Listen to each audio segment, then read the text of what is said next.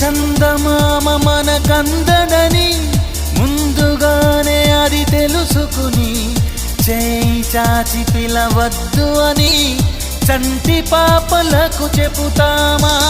లేనిపోని కలలెందుకని మేలుకుంటే అవి రావు అని జన్మలోని నిదరోకు అని కంటి పాపలకు చెబుతామా?